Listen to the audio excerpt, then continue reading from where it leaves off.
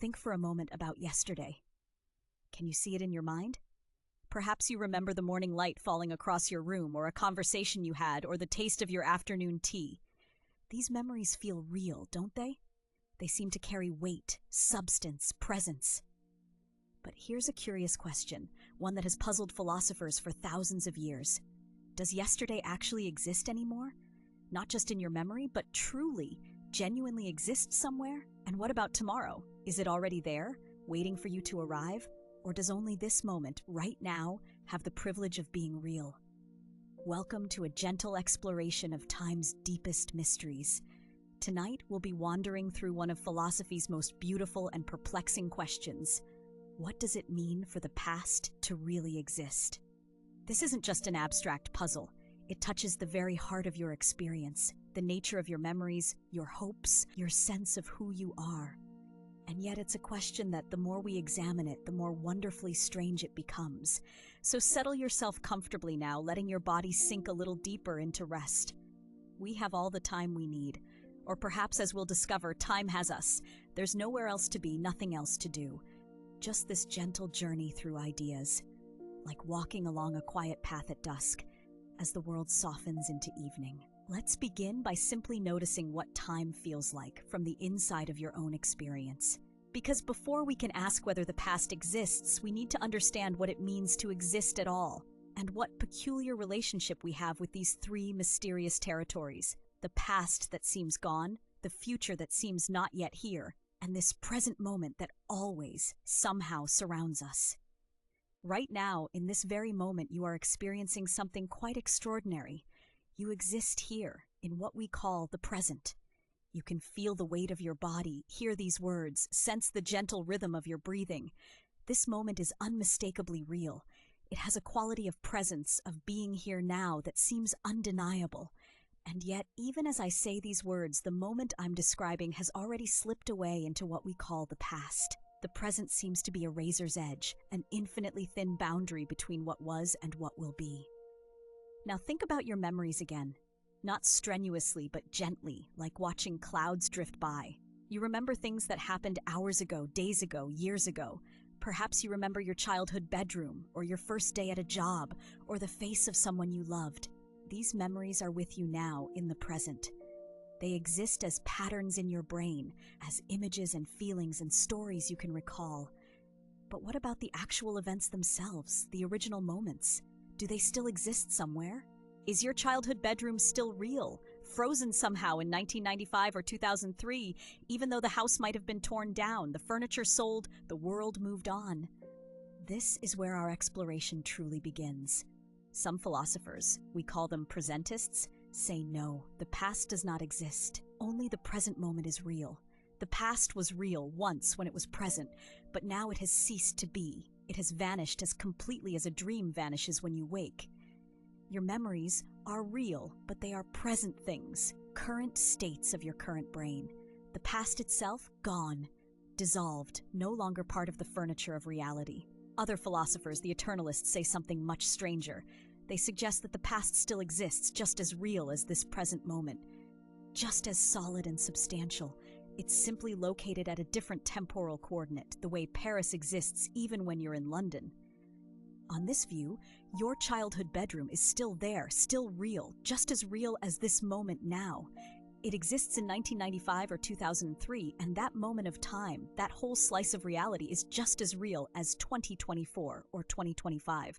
You can't access it directly, just as you can't directly access a distant place. But it's there, eternally there. Let these ideas settle gently, like snow falling on a quiet night. Don't strain to understand them completely. Just let them rest in your awareness. The question we're asking is simple to state but profound. When we say something exists, what do we mean? And does existence have a temporal dimension? Can something exist in the past or future, or only in the present? Feel how these questions have a dreamlike quality, how they make the familiar strange and the obvious mysterious. Let's make this even more concrete, more personal. Think about who you were 10 years ago. Can you picture that person? Perhaps they had different hopes, different worries. Perhaps they lived in a different place, had different friends, wore their hair differently. Now here's the strange question. Does that person, that earlier version of you, still exist? Not as a memory, but as an actual person living their life in that year 10 years ago. According to presentism, the answer is no. That person existed once but exists no longer. There is only you here now. The past versions of you have ceased to be, just as your future versions don't yet exist. You are alone in the present, the only version of yourself that is real. It's a strangely solitary thought, isn't it? The timeline of your life is not a living thing with many moments all existing at once, but rather a trail of vanished moments, with only this present instant illuminated, real, actually here. But according to Eternalism, that 10 years ago version of you is still there, still real, still living through that year. You, the present you, simply can't access it directly. Think of it like a film reel where every frame exists all at once, even though when we watch the film we only see one frame at a time. The earlier frames don't cease to exist just because the projector has moved on. They're still there on the reel. In the same way, the Eternalist says, every moment of time exists eternally. Past, present, and future are all equally real, all laid out in what physicists sometimes call the block universe, a four-dimensional structure where time is just another direction, like north or south, up or down. This is a dizzying thought, and yet there's something peaceful about it too. If eternalism is true, then nothing is ever truly lost. Every moment you've ever experienced still exists, pristine and perfect, at its particular location in time. Every sunset you've watched, every person you've loved, every small moment of joy or quiet contentment, all still there, all eternally present in the vast structure of space-time. You simply happen to be here at this particular coordinate, this particular now. But the other moments are no less real for being elsewhere in time. Of course, this raises its own questions. If all moments exist equally, why does it feel like time flows? Why do we seem to move from past to future, experiencing one moment after another? Why does the present feel special, uniquely real, if it's just one moment among countless others? These questions will accompany us throughout our journey. For now, simply rest with the mystery. Let your breathing deepen. Feel how strange and wonderful it is to be here in this moment, contemplating the nature of moments themselves.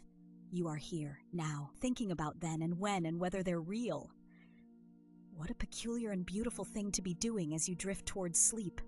There's a wonderful thought experiment that might help us feel the strangeness of this question even more deeply. Imagine you could somehow prove, absolutely definitively prove, that the past no longer exists, that the moment something becomes past, it ceases to be real. What would change about your life? Would your memories be less meaningful? Would your regrets evaporate since the things you regret are no longer real? Would history become somehow fictional, a story about things that once were real but are real no longer? And now imagine the opposite.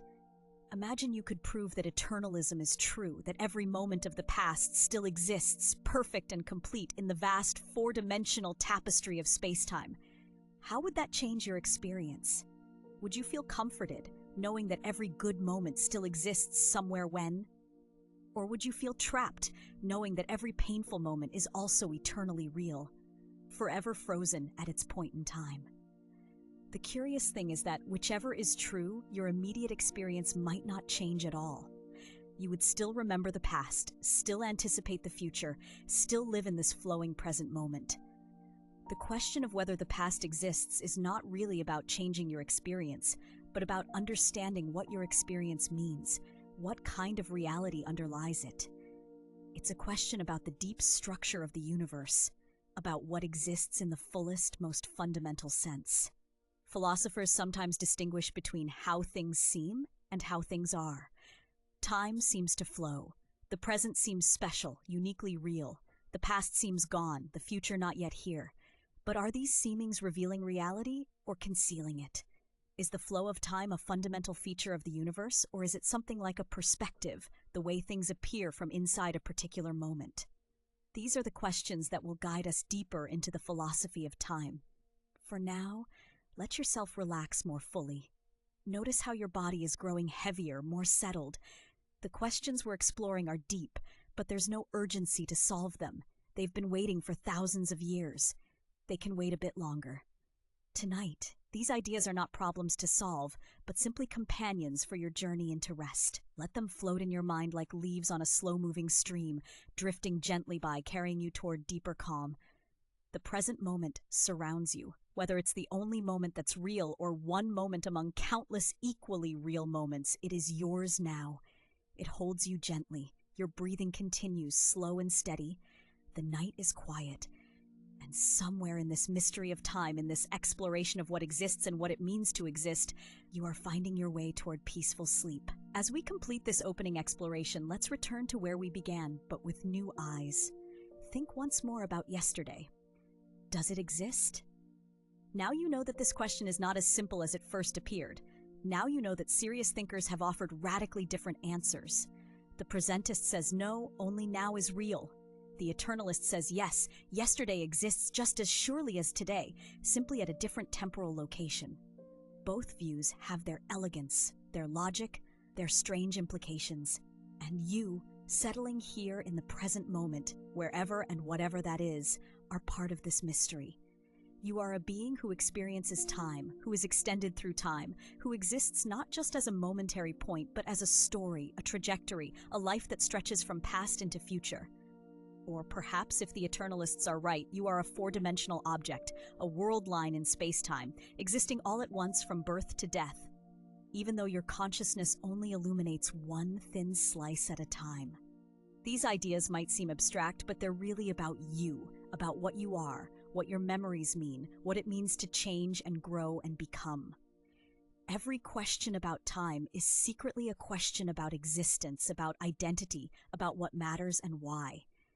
And that's why philosophers have been captivated by these questions for millennia, and why we return to them again and again, like returning to a beloved piece of music or a favorite view.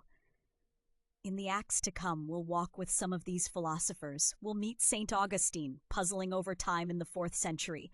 We'll encounter McTaggart with his paradoxes, and Einstein with his revolution.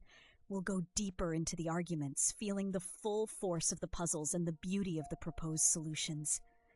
But for now, we've laid the foundation. You understand the central question. Does the past exist? And you understand that there are two grand opposing answers. Presentism's focused spotlight on the now, and eternalism's vast four-dimensional landscape where all moments are equally real. Let these ideas rest in you as you rest. Your breathing has become slower, deeper. Your body is heavy and comfortable. The present moment, whatever it is, however real or unreal, is peaceful. You are here. You are safe. You are drifting gently towards sleep, carried by questions as old as human thought, as gentle as a lullaby, as mysterious as time itself. The past may or may not exist somewhere behind you. The future may or may not exist somewhere ahead. But this moment, right now, holds you gently. And in this moment, you can rest.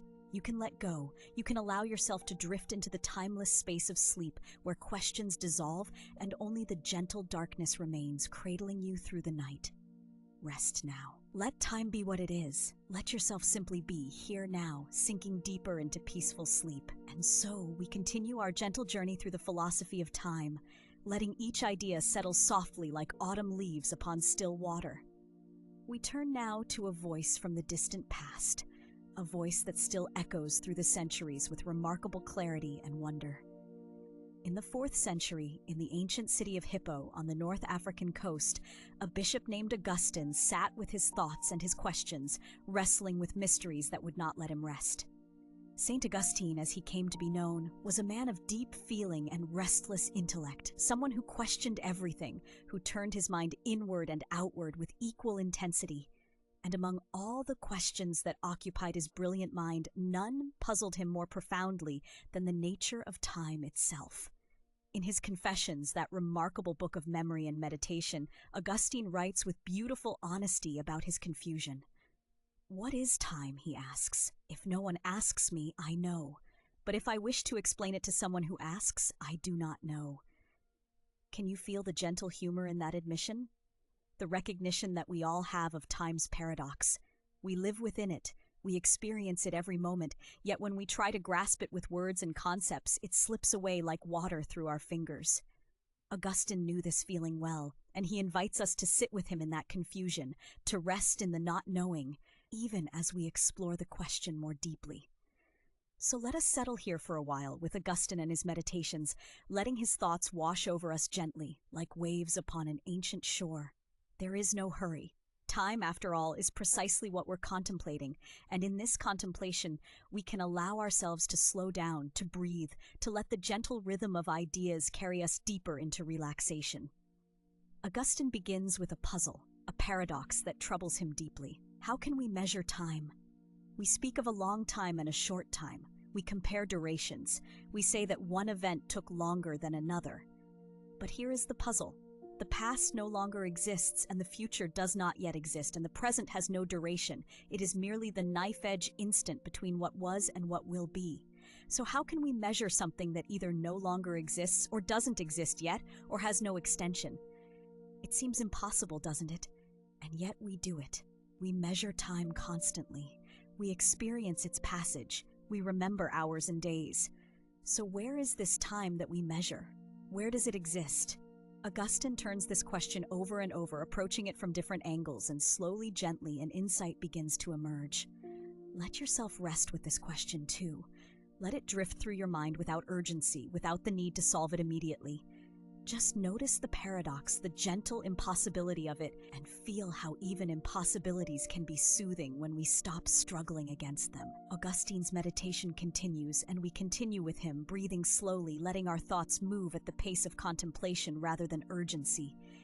He considers the three dimensions of time that we experience: past, present, and future.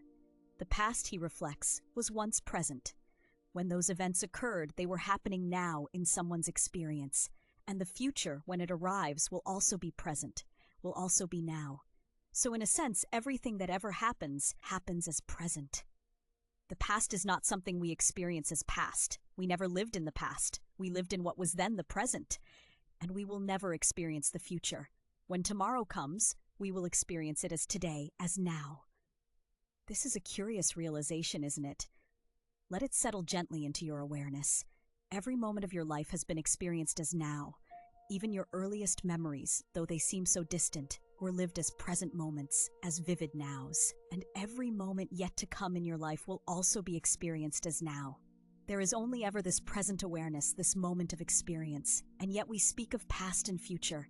We remember and we anticipate. We tell stories that stretch across time. So where is this past that we remember? Where is this future that we anticipate? Augustine's answer is both simple and profound. They exist in the soul. The past exists as memory, the future exists as expectation, and the present exists as attention, as the direct perception of what is happening now. Time, Augustine suggests, is not something external to us, something we move through like moving through space. Rather, time is something that exists in consciousness itself, in the mind's ability to hold past, present, and future together in a single moment of awareness. Think of it this way and let the thought come slowly, gently. Right now, in this very moment, you can remember something from earlier today. That memory exists now in your present consciousness. You can also imagine tomorrow, anticipate something yet to come. That anticipation also exists now in this same present moment. And you can attend to your immediate experience, the comfort of where you're lying, the sound of these words, the gentle drift towards sleep. All three exist together, not in past or future, but in the eternal present of your awareness. Augustine calls these three aspects of time the memory of the present, the attention of the present, and the expectation of the present. The past is present memory, the future is present expectation, and the present is present attention. All exist now. All exist in the soul's eternal present. Can you feel how soothing this idea is? How it gathers all of time into this single moment where you can rest? You don't need to reach backward into the past or forward into the future. Everything is here, accessible in this present awareness. The past is not lost, it lives in memory. The future is not distant, it lives in expectation. And the present is not fleeting, it is the eternal container in which memory and expectation both exist. Let this idea wash over you like a gentle wave, past, present, and future, all existing together in consciousness, all gathered here now in this moment of awareness. You can rest in this eternal present. You can let go of the effort to hold on to the past or grasp the future. Everything is already here in the timeless space of awareness itself. And so Augustine returns to his original question, but now with new understanding, with a gentle resolution emerging from the depths of contemplation. How do we measure time? If the past no longer exists in the external world and the future does not yet exist and the present has no extension, how do we measure duration? The answer Augustine now sees is that we measure time in the soul. We measure the impression that passing things make upon consciousness. When you hear a sound, a note of music perhaps, the sound itself exists only in the present instant. But in your mind, the sound leaves an impression, a trace, a memory. And as the next note sounds, you hold the memory of the first note, and this allows you to experience melody, to experience the relationship between notes across time. The melody doesn't exist in any single instant. It exists in consciousness's ability to hold multiple moments together. This is how we measure time, Augustine suggests. We measure the distension of the mind, the stretching of consciousness across moments, holding them together in memory and expectation. Time is the mind's extension, the soul's capacity to embrace more than the present instant. And here, let us pause and feel this truth in our own experience. As you listen to these words, each word exists only briefly as sound. But you hold the previous words in memory, and this allows the sentence to have meaning, allows the ideas to connect and flow.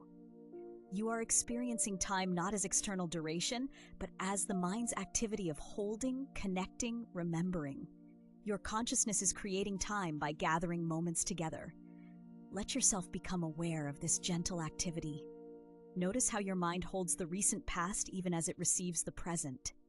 Notice how you can stretch your awareness backward, remembering earlier in this story, earlier in your day, earlier in your life. And notice how you can stretch forward too, anticipating the continuation of this sentence, the drift towards sleep, the coming of tomorrow. Your consciousness is vast enough to hold all of this. And in this vastness you can rest. You don't need to strain to remember or anticipate. It happens naturally, effortlessly. The mind naturally gathers time, creates time, holds time within its eternal present. Augustine found great peace in this realization. Time is not something that threatens to escape us, not something we must anxiously grasp or control. Time is the natural activity of consciousness itself, always present, always here. We cannot fall out of time because time is not external to us. It is the very structure of our awareness. And in sleep, even this structure softens and dissolves. In deep sleep, there is no memory reaching backward, no expectation reaching forward. There is only the timeless present, the vast and empty now where consciousness rests without content, without extension. This is where we are drifting now, gently, slowly, toward that timeless space. You can feel yourself letting go of the effort to hold time together. You can feel memory and expectation growing softer, quieter, less urgent. And in their softening, there is peace. There is rest. There is the gentle return to a timeless presence that asks nothing of you, requires nothing, simply holds you in its infinite embrace. Augustine knew this peace. After all his questioning, after all his brilliant analysis, he came to rest in the simple recognition that time is held within something larger, something eternal, something that never changes even as all moments flow through it, and you can rest there too. Let us stay a while longer with Augustine and his gentle wisdom, allowing his insights to settle even more deeply, to become not just ideas, but felt experiences, sensations of peace and understanding that require no effort, no analysis, only receptive awareness. Augustine understood something that we often forget in our busy lives, that the deepest truths are not complicated but simple, not difficult to understand but difficult to remember. We forget that we live always in the present. We forget that past and future are constructs of consciousness, not external realities we must navigate. We forget that time itself is intimate, personal, woven into the very fabric of our awareness. And in forgetting, we create anxiety. We worry about the past. Did we do the right thing? Could we have chosen differently? We worry about the future. What will happen? How will things unfold? But Augustine gently reminds us that these worries are about things that do not, in a certain sense, exist. The past exists only as present memory, and memory can be held peacefully, without judgment. The future exists only as present expectation, and expectation can be released, softened, trusted to unfold in its own way. Only the present exists with full reality, and the present is where we always are. We cannot escape it. We cannot lose it. It is the eternal ground of our being. So rest here, in this present moment. Feel how it holds you completely. Feel how you are not separate from this moment. You are this moment. You are the awareness in which this moment appears. And as you rest here, you can also appreciate the gift that Augustine identified, the gift of memory. Because memory allows you to be more than just this instant. Memory allows your life to have continuity, meaning, story. You can remember kindness you've received, beauty you've witnessed, love you've experienced. These memories are not lost in a past that no longer exists. They live in you now, enriching this present moment with their accumulated wisdom and warmth. And expectation, too, is a gift. The ability to anticipate, to imagine, to hope. This also enriches the present, gives it direction and possibility. You can look forward to rest, to tomorrow's renewal, to future joys, and these anticipations brighten the present moment, even as you let go of anxiety about how things will unfold. Augustine teaches us to hold past and future lightly, gratefully, within the spacious present of awareness, to let time be what it is. The soul's way of embracing more than the instant, without leaving the eternal now. You don't need to solve the paradox of time. You don't need to understand it completely. You only need to rest in it, to feel how you are held within it, how it moves through you as naturally as breath.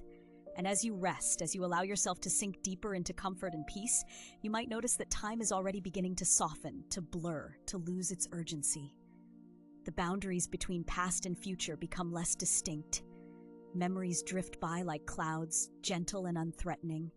Anticipations dissolve into trust, and the present moment expands, becomes vast, becomes everything. This is the gift of Augustine's meditation. Not a solution to the puzzle of time, but an invitation to experience time differently, not as something that controls you, but as something that moves within you, that expresses the soul's infinite capacity to hold all moments in one eternal embrace. Let yourself accept this invitation now. Let past and future dissolve into present awareness. Let time become simply the rhythm of breath, the gentle pulse of being, the soft drift towards sleep, where even these distinctions fade into peaceful darkness. And so we come to rest with Augustine's final insight, the gentle conclusion of his meditation, and we let this wisdom carry us deeper still into the peace that lies beyond all questions, beyond all puzzles, in the simple being of this eternal moment. Augustine concludes that time, in all its mystery and paradox, points towards something beyond itself. If time is measured in the soul, if past and future exist only as modes of present consciousness, then what gives consciousness itself the power to hold time? What is the eternal container within which time appears? For Augustine, the answer is found in the divine, in the eternal presence that precedes all time and holds all time within it. Whether we share his specific theological vision or not, we can appreciate the insight that beneath time there is something timeless. Within change, there is something unchanging. Within the flow of moments, there is an awareness that does not itself flow, but simply witnesses, simply knows, simply is. You can feel this timeless awareness even now. Beneath all the thoughts and memories and anticipations, there is the simple fact of awareness itself, not awareness of something in particular, but the pure capacity to be aware, the space in which all experience appears. This awareness doesn't change. It was present in your earliest childhood memories, and it is present now. It will be present tomorrow. It is the constant background, the eternal now, that Augustine sensed beneath all the moving moments of time. And in this timeless awareness, you can rest completely. You don't need to be anywhere else. You don't need to become anything else. You don't need to solve or understand or achieve. You can simply be, simply rest, simply allow this timeless presence to hold you as it has always held you, as it always will hold you. Augustine's questions about time led him finally to silence, to wonder, to a peace beyond understanding. And they lead us there too now in this gentle hour as we prepare to release even these beautiful ideas and drift into sleep's embrace. Time is a mystery, yes, but it is a gentle mystery, one that holds us rather than threatening us. It is the soul's way of dancing with eternity, of experiencing the richness of change within the peace of the unchanging. You have taken this journey with Augustine tonight, walking with him through paradox and insight, and now you can let the journey end where all journeys end. In rest, in peace, in the timeless present that asks nothing and gives everything. Let your body settle more completely. Let your breath soften and slow. Let your thoughts drift like autumn leaves on a still pond, each one settling gently into the depths, disappearing into peaceful darkness. Augustine found his rest in these contemplations, and so can you. The past is held safely in memory, requiring no worry. The future is held safely in trust, requiring no anxiety. And the present is simply here, vast and peaceful, the eternal ground of being. You can sleep now, held in time's gentle embrace, held in consciousness's timeless awareness.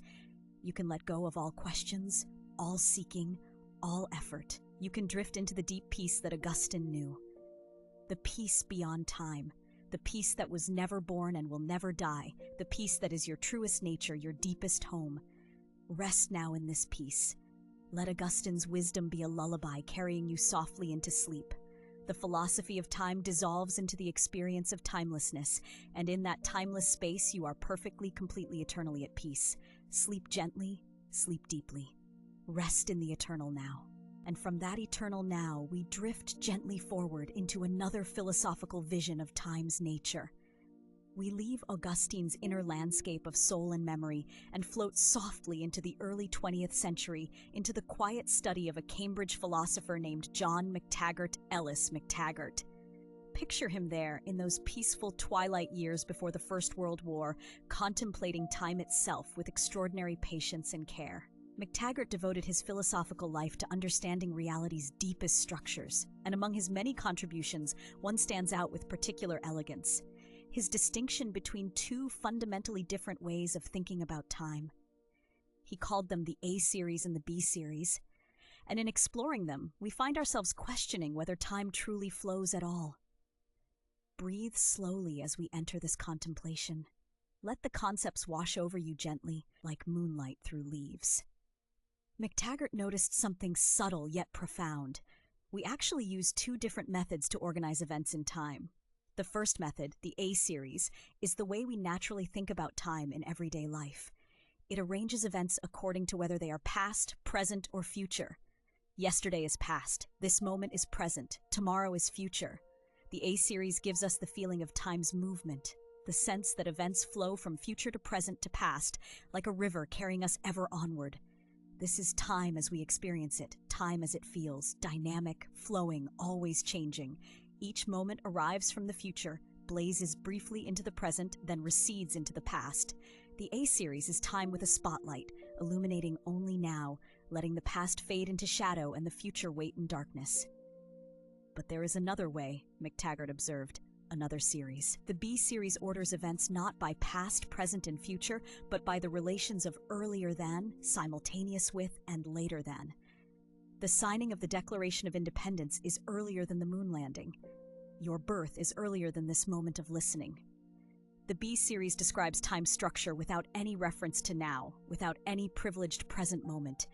It simply maps out which events come before which other events, creating a fixed sequence, a permanent ordering that never changes. In the B series, nothing flows, nothing becomes past or future. Events simply stand in eternal relationships to one another, some earlier, some later, some simultaneous. Like a musical score written on a page, all the notes exist together, even though they're played in sequence. Rest in this distinction for a moment. Let it settle softly into your mind. Two series, two ways of understanding time. The A series of past, present, future, dynamic, flowing, changing. The B series of earlier and later, static, fixed, eternal.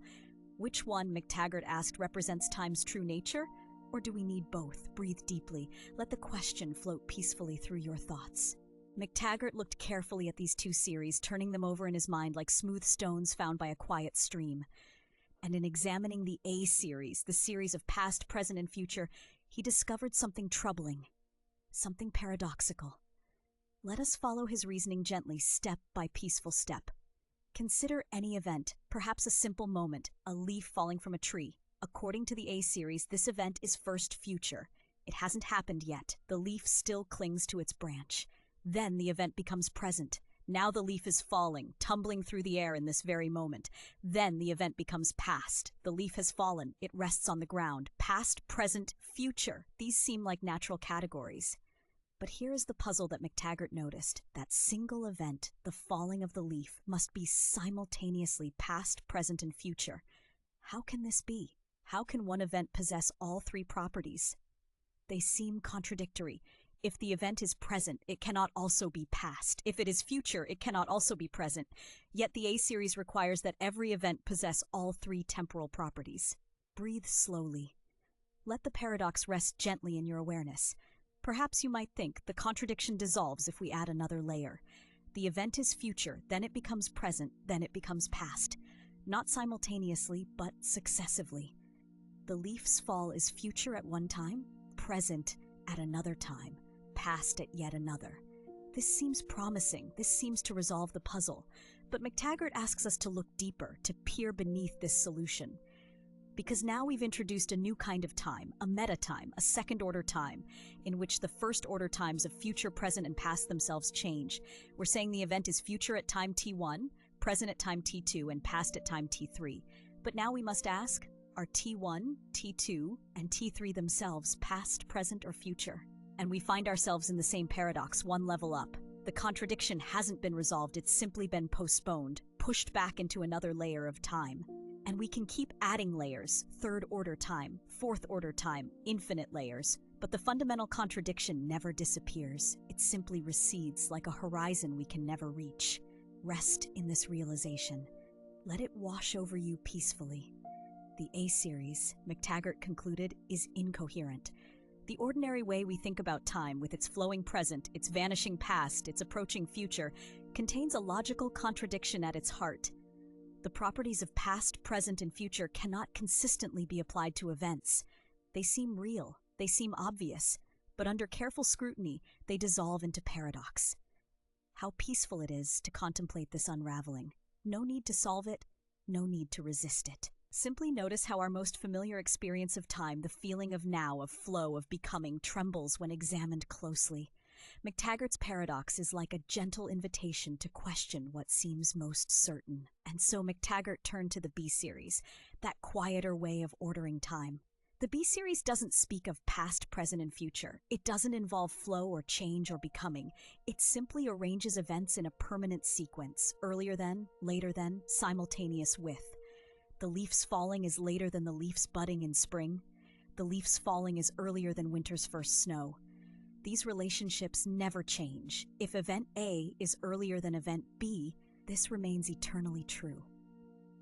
The B-series is fixed, static, unchanging. It's like a map of time, with all events laid out in their proper order, none more real or present than any other. Breathe into this vision of time without flow. Let yourself rest in this static eternity. McTaggart observed that the B-series doesn't generate paradoxes the way the A-series does. It's perfectly coherent. Events simply stand in temporal relations to one another, and these relations are permanent, unchanging, consistent. But here, and breathe gently as we approach his conclusion, here is what troubled McTaggart. The B-series, while coherent, doesn't seem to capture what we mean by time at all. Time, we feel, is essentially about change, about becoming, about the future becoming present and the present becoming past. Time flows. Time moves, or so it seems. The B-series has no flow. Events in the B-series don't become or change. They simply exist in their eternal relationships. Earlier and later, yes, but not past, present, future.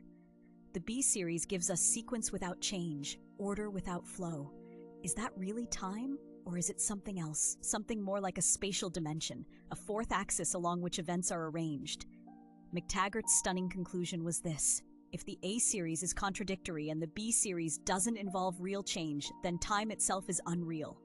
Time, as we ordinarily understand it, doesn't exist.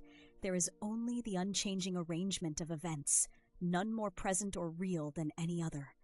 This was his gift to philosophy, not a solution, but a profound paradox.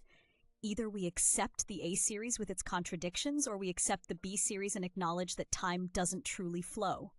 Or we conclude, as McTaggart did, that our entire conception of time is somehow mistaken, somehow illusory. Let this possibility settle over you like a soft blanket. Time might be unreal, the flow you feel might be an illusion, the urgency, the pressure, the racing from moment to moment, all of it perhaps a kind of dream. How restful to consider this. How peaceful to imagine that beneath the appearance of temporal flow lies something unchanging, something eternal, something that simply is. You don't need to believe it. You don't need to understand it fully. Just let the idea wash through you. Time might be unreal, and in that unreality there is a strange, deep peace. The pressure of time dissolves. The racing current slows to stillness. You float in the eternal arrangement of events, all equally real, none truly past or future. Just being, just existing, just resting in the timeless pattern. Few philosophers accepted McTaggart's full conclusion that time is unreal, but his distinction between the A series and B series became foundational, a gentle bifurcation in the road of temporal philosophy. Some philosophers embrace the A series, defending the reality of the present moment and the genuine flow of time. These are the presentists we've encountered before, those who say only the present is real, only now exists. They work to resolve McTaggart's paradox, to show that somehow past, present, and future don't truly contradict each other. Perhaps, they suggest, these aren't properties of events themselves, but properties of our relationship to events. Or perhaps the present is fundamental and past and future are defined in relation to it. Many subtle attempts have been made to save the A series, to preserve the flowing time of our experience. Breathe gently. Feel the pull of the present moment, this now, this living instant. Isn't it more real than yesterday's memory or tomorrow's possibility? The presentists feel this pull deeply. They resist the dissolution of now into mere perspective. But other philosophers turned to the B series and found something elegant there, something that resonates with modern physics, something that suggests a different kind of reality. These are the Eternalists, the defenders of the block universe, those who say all moments are equally real. For them, the B series reveals time's true nature. Events don't become or flow, they simply exist at different temporal locations arranged in their fixed sequence. The universe is a four-dimensional block stretching from past to future, with all events laid out like jewels in an eternal pattern. Your birth exists. This moment exists. Your distant future exists. All equally, all eternally, all timelessly. There's no special now, no privileged present. The feeling of flow, the sensation of becoming, is a feature of consciousness, not of time itself. As you move along your world line through the block universe, you experience moments sequentially, creating the illusion of flow. But from outside, from a timeless perspective, all your moments exist together, spread out in space-time like a beautiful sculpture. Rest in this vision. Let yourself feel held by the eternal block. Nothing is lost. Nothing passes away. Every moment you've lived continues to exist at its temporal location. Every moment of peace you've experienced is eternally, permanently there in the structure of space-time. You can't return to it, but it hasn't gone anywhere. It simply exists at a different coordinate in time. How comforting, in a way. How deeply peaceful to imagine that nothing is ever truly lost, that all moments are held eternally in the fabric of reality. Your childhood, still there. Your loved ones, existing forever at their various temporal locations. Every sunset, every moment of joy, every peaceful night, all of them permanently, immutably woven into the tapestry of space-time. The block universe offers a kind of immortality, not of endless duration, but of eternal presence. Nothing dies because nothing truly passes. Everything simply is, spread out across the temporal dimension. Breathe into this eternity. Feel yourself as a four-dimensional being, stretching from birth to death, all of you existing at once in the great block of space-time. This moment is just one slice, one cross-section of your total self. You are larger than now. You are spread across time itself. So we rest here, between two visions of time, neither fully provable, both strangely beautiful. The A series of past, present, future. Time as flow, as becoming, as the moving spotlight of now, and the B series of earlier and later, time as structure, as pattern, as the eternal arrangement of all that is. McTaggart showed us that we cannot have both without contradiction, yet we seem to experience both. We feel the flow. Oh, how vividly we feel it. Moments rushing toward us from the future, blazing briefly in the present, then fading into memory and past. Time seems to move. Change seems real. Becoming seems undeniable. And yet, when we examine this flow carefully, it dissolves into paradox, into logical impossibility, into infinite regress. But the alternative, The static B series, the timeless block, seems to leave something out, something essential. Where is the urgency? Where is the change? Where is the lived experience of time's passage? Can that really be mere illusion? Can the most immediate, intimate aspect of our existence, the feeling of now, be nothing but a trick of perspective? Breathe slowly. Let these questions drift through you like clouds across a twilight sky. No need to answer them, no need to choose. Philosophy doesn't always offer solutions. Sometimes it offers something more valuable. A deepening of the mystery, a gentle recognition that reality is stranger and more subtle than our everyday assumptions. McTaggart gave us this gift, the recognition that time, which seems so obvious, so transparent, so simple, is actually deeply puzzling. We don't fully understand it. We live within it, we're carried by it, we organize our entire existence around it, yet its fundamental nature eludes us. Is it the A series, the B series, something else entirely? Or is it, as McTaggart suggested, unreal altogether? Rest in not knowing. Feel how peaceful it is to release the need for certainty. The philosophy of time opens into mystery, and mystery opens into peace. You don't need to understand time. You don't need to know whether it flows or stands still. You simply exist, whether in the eternal now of presentism or the eternal block of four-dimensional space-time. Either way, here you are, here you rest, here you breathe, and as you drift towards sleep, notice how time seems to soften and slow. The boundaries between past, present, and future become less distinct.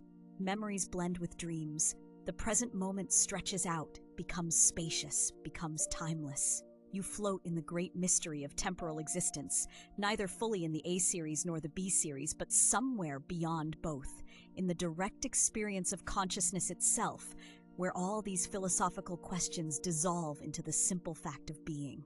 Let McTaggart's paradoxes become a lullaby. Let the contradiction between A series and B series rock you gently towards sleep. Time is mysterious, time is strange, time is perhaps unreal, and in that unreality, you find the deepest rest. Sleep softly, sleep deeply. Let time dissolve around you. And now, we drift into a different understanding, a new perspective, where time itself transforms beneath our contemplation. We leave behind McTaggart's paradoxes and sail gently into the 20th century, into the mind of a young patent clerk working in Bern, Switzerland. His name was Albert Einstein, and he was about to change forever how humanity understands the fabric of reality itself. Imagine him there in his quiet office, examining patent applications during the day, but at night. At night, his mind wandered through thought experiments that would revolutionize physics. He wondered about light, about motion, about what would happen if you could ride alongside a beam of light, traveling at that ultimate cosmic speed. And from these gentle wonderings, from these peaceful contemplations, emerged a truth that shook the foundations of time itself. Einstein discovered that time is not absolute. Time is not the same for everyone. Time bends, time stretches, time is woven together with space into a single unified fabric. Space-time. Let that word settle into your awareness like a soft blanket. Space-time. Not space and time as separate things, but space-time as one continuous reality. In this new understanding, the present moment is not universal. What is now for you is not necessarily now for someone moving at a different speed or experiencing a different gravitational field. The present moment, that singular instant we thought we all shared, becomes relative, personal, different for each observer moving through the cosmos. And if the present is relative, if now shifts depending on motion and gravity, then what does this mean for the past, for the future, for the question of whether they exist? Let Einstein's gentle revolution wash over you. Let the relativity of time soothe you like a lullaby. Time is not what we thought it was. Time is stranger, more mysterious, more beautiful than our everyday experience suggests. And in this strangeness, there is peace, deep, profound peace. For if time is relative, if there is no single universal now, then perhaps all moments exist equally. Perhaps the past has not truly vanished. Perhaps the future is already there, waiting. Perhaps all of time, every moment that ever was or ever will be, exists together in one vast, eternal present. This is the block universe. This is eternalism taken to its ultimate conclusion. Not just a philosophical position, but a picture painted by physics itself. Rest in this image. Let it calm you. Let it ease you deeper into stillness. The block universe. Let us explore this concept gently, peacefully, as you sink deeper into rest. Imagine all of time spread out before you like a vast landscape. Not a river flowing from past to future, but a complete four-dimensional structure where every moment exists simultaneously. Picture it this way. Just as all points in space exist at the same time, New York exists while Paris exists while Tokyo exists, so too might all points in time exist together. Yesterday exists, tomorrow exists, 1,000 years ago exists, 1,000 years hence exists, all equally real, all equally present, just located at different coordinates in the space-time continuum. In this view, the past has not disappeared. It is still there, still real, still happening at its particular location in the block. When you remember yesterday, you are not recalling something that no longer exists. You are remembering something that exists eternally at yesterday's coordinates in space-time. And the future you anticipate? It is already there, already real, already existing at tomorrow's coordinates. You simply haven't reached that part of the block yet. Your consciousness moves through the block universe like a reader's attention moving through a book. The earlier chapters don't cease to exist when you reach the middle. The later chapters are already there, already written, even though you haven't read them yet. All the chapters exist simultaneously as a complete whole, and yet your reading creates the experience of progression, of narrative flow, of moving from past through present toward future. So too does your consciousness move through the four-dimensional block of space-time, creating the subjective experience of time flowing, of the present moment moving forward. But from outside the block, from a perspective beyond time itself, all moments simply are, eternally, simultaneously, peacefully present. Let this vision comfort you. Let it ease any anxieties about past or future. For in the block universe, nothing is truly lost. Every beautiful moment you have ever experienced still exists, still shines, still is real at its coordinates in space-time. Your childhood, your first love, moments of joy and wonder.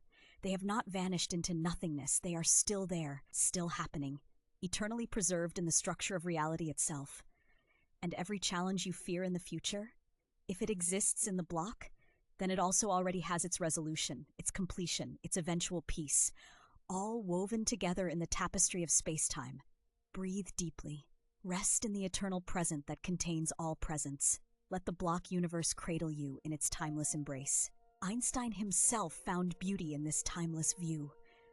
Though he is famous for his revolutionary equations, those who knew him describe a man of deep philosophical sensibility, a thinker who contemplated not just the mathematics of physics, but its meaning for human existence.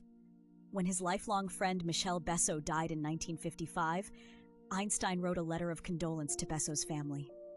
In it, he expressed the consolation that physics had given him regarding mortality and time. He wrote that Besso had departed this world a little before him, but Einstein said this means nothing.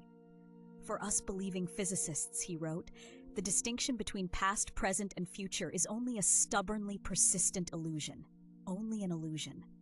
Let those words settle into your mind like gentle rain. The distinction between past, present, and future. Only an illusion. If Einstein is right, if the block universe is the true nature of reality, then time's passage is a feature of consciousness, not of the cosmos itself. The feeling that the past is gone and the future unreal is a limitation of our perspective, not a truth about existence. We are like beings who can only see one thin slice of the block at a time, and so we mistakenly believe that only that slice is real. But step back, step outside, see the whole, and there it all is, all time, all moments. All existence, spread out in eternal coexistence. This is eternalism in its most profound form, not argued from philosophical paradoxes, but suggested by the very structure of physical law.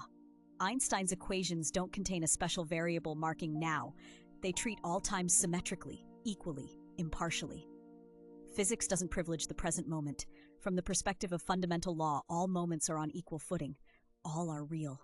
All exist. This should not frighten you. This should not disturb your rest.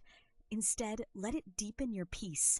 Let it dissolve the anxiety that comes from grasping at the fleeting present, from mourning the lost past, from fearing the uncertain future. In the block universe, there is nowhere to fall. Everything is held eternally in the structure of space-time itself. You are not a fragile flame about to be extinguished. You are a four-dimensional structure, a world line threading through the fabric of reality, connecting your birth to your death and every moment between in one continuous eternal existence. Your world line exists, has always existed, will always exist, timelessly real in the block. Let this vision cradle you. Let Einstein's insight become a lullaby. The past exists, the future exists, and you exist across all of it, safely held in the eternal present that encompasses all presence. Rest now. Rest deeply. Rest in the timeless reality that physics reveals. As you drift deeper into rest, let us contemplate what the block universe means for human experience, for consciousness, for the very sensation of being alive in time. If all moments exist equally, why do we experience time as flowing? Why does it feel like the present moment moves forward, carrying us from past into future? This is one of the deep mysteries at the intersection of physics and consciousness. Physics presents us with a timeless block, but conscious experience presents us with flow, with change, with the undeniable sensation of time passing. How do we reconcile these two perspectives?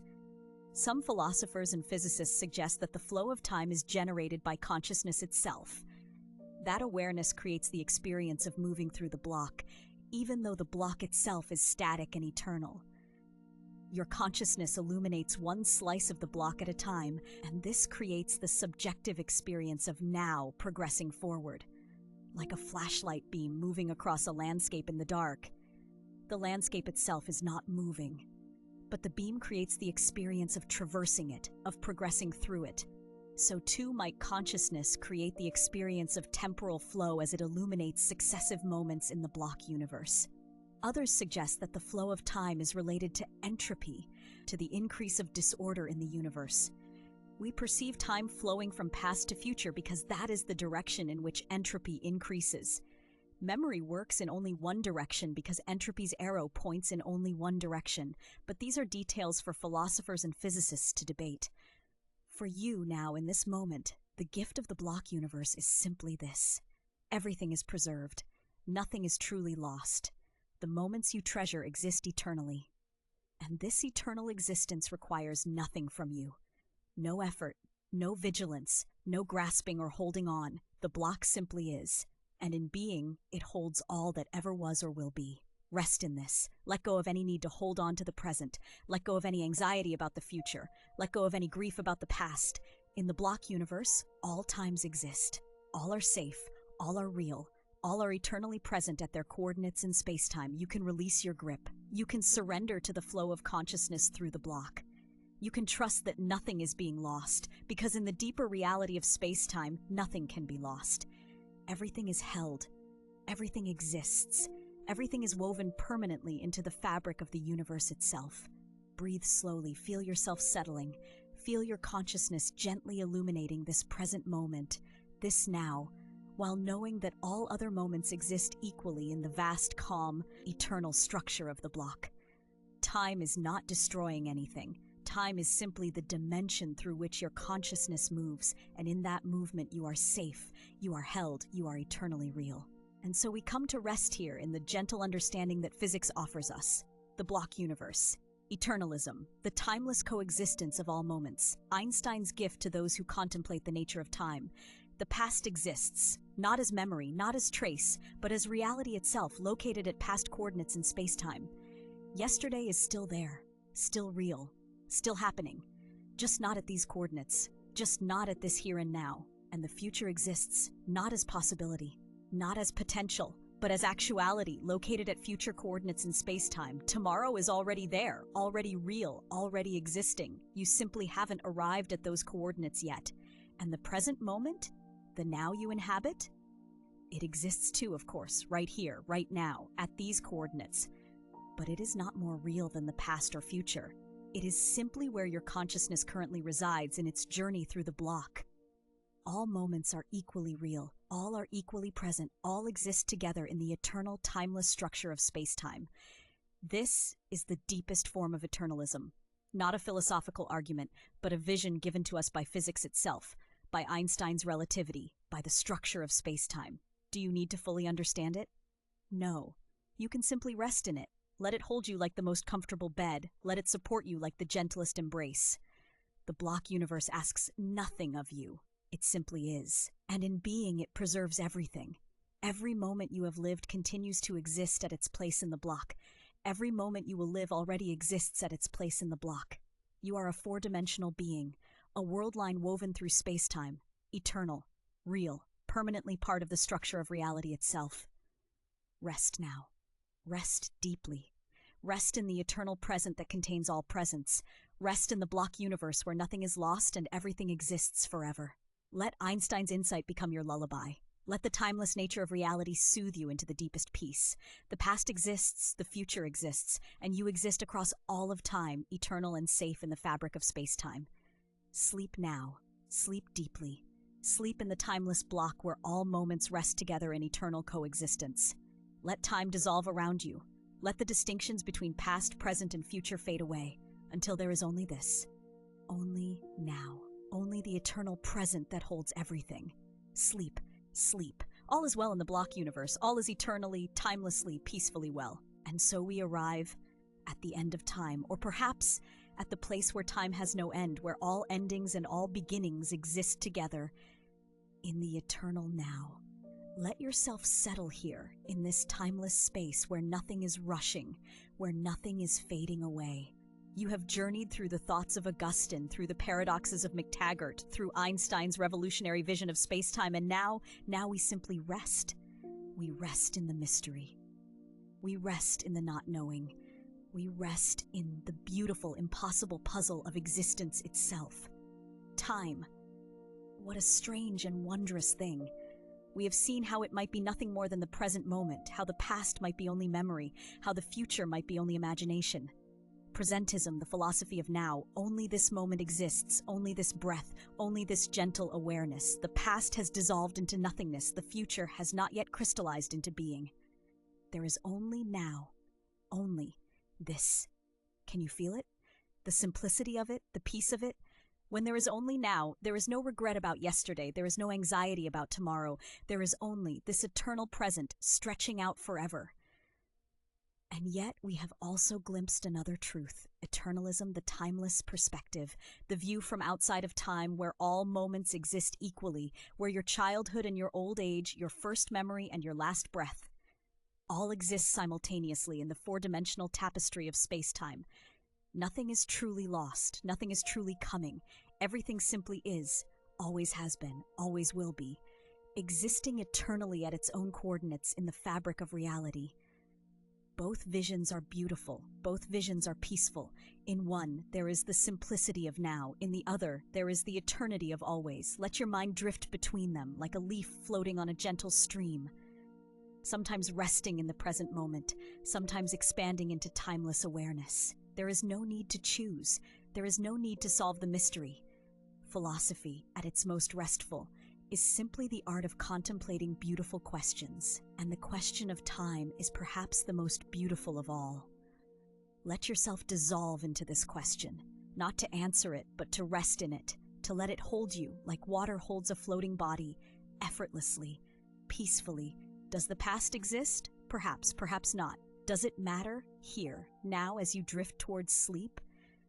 Let the question become a lullaby. Let the mystery become a blanket. Let the eternal present, or the eternal coexistence of all presence, wrap around you softly, gently, completely. You are safe here, safe in time, safe outside of time, safe in the beautiful paradox of existence. Rest now. Rest. All is well. All is eternally, timelessly, perfectly well.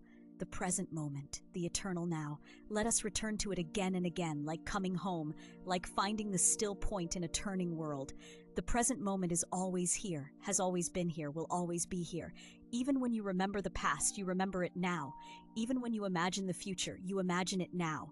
Everything happens in the sacred territory of now. This breath, now. This thought, now. This gentle drifting towards sleep, now. Now. The word itself is like a bell, ringing softly, calling you back, calling you home. Augustine understood this. In his little room in ancient Africa by candlelight, he contemplated time and found that it existed nowhere but in the soul's present. The past, a present memory. The future, a present expectation. The present, a present attention. All three modes of time, gathered together in the eternal now of consciousness. How beautiful, how simple, how peaceful. You need not journey into the past, for it is here, now, in memory. You need not journey into the future, for it is here, now, in imagination. You need only be here, only rest here, in the now that never ends, and yet the now is always ending, always beginning, always transforming. Or is it? Perhaps the now never ends because endings only happen in time, and the now is where time itself dissolves. This is the paradox, this is the mystery, and mysteries, when approached with gentleness, become doorways to peace. You need not understand, you need only wonder. Wonder softly, wonder gently. Let your wondering become softer and softer, like a sound fading into silence, until there is only presence, only being, only this. McTaggart showed us that time might be unreal, that the flow we feel, the movement from future through present into past, might be an illusion, a contradiction, an impossibility. And yet here we are, experiencing it, or experiencing something. What are we experiencing? Perhaps just the eternal now, wearing different masks. Perhaps just consciousness, moving through a timeless landscape of moments. It doesn't matter, it truly doesn't matter, because whether time is real or unreal, whether it flows or stands still, you are here, you are now, you are safe, and you are drifting, gently, peacefully, toward the deep rest that transcends all questions. Let time be real. Let time be unreal. Let it flow. Let it stand still. Let all moments exist together in Einstein's block universe, or let only this moment exist in the philosophy of presentism. Either way, you are held, you are supported, you are carried on the gentle current of existence. There is nowhere you need to go, nothing you need to become. The past has brought you here, to this moment, to this peace, or the past exists eternally alongside this moment, and that too is peaceful. The future will unfold, or it already exists. And either way, all is well. All is eternally, timelessly, profoundly well. Rest now, rest in the present, rest in eternity, rest. Memory. Let us think about memory for a moment. Or rather, let us not think too hard. Let us simply notice. You have memories. Memories of yesterday, memories of childhood, memories of 1,000 moments that once were present and now are past. Or are they? When you remember, the memory exists now. The experience of remembering happens now. The images in your mind appear now. The feelings that arise now. So where is the past? Is it truly gone? Dissolved into nothing? Or is it here, now, in a different form, transformed but not destroyed, present but in a new way?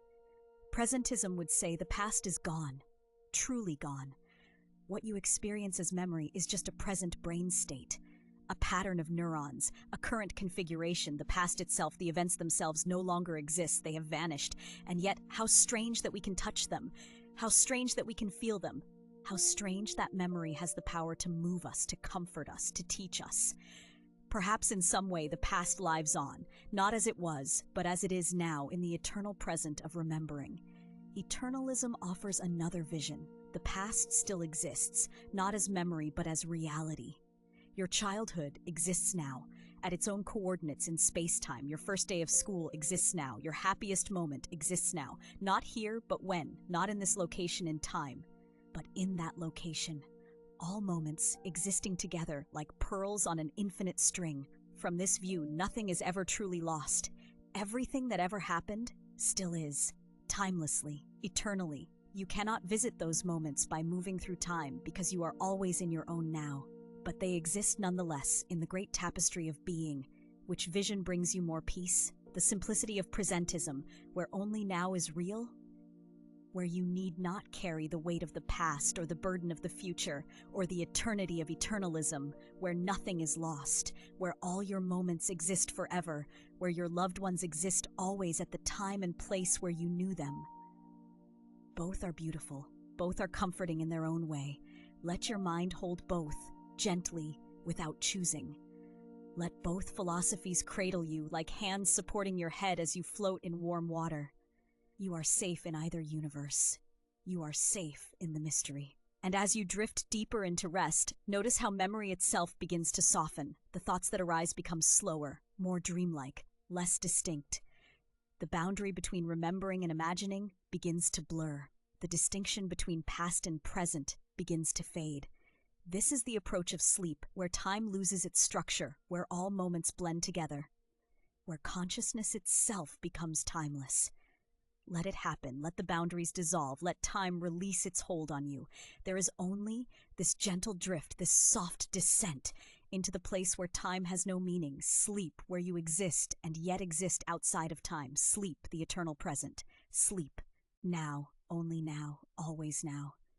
Let us return again to this simple truth, this moment, this breath, this awareness. It is all that exists, or it is the only perspective from which existence can be experienced. Either way, it is enough, more than enough. It is everything, the present moment, stretching out forever, never leaving, never changing. Always here, always new, always this. You might protest, the present moment is always changing. One moment ends, another begins. But is that true? Or is there only one eternal present that contains all change? Think of a river. The water flows, the river remains. New water, same river. New present moment, same eternal now. The form changes, the substance remains. What remains? Awareness, consciousness.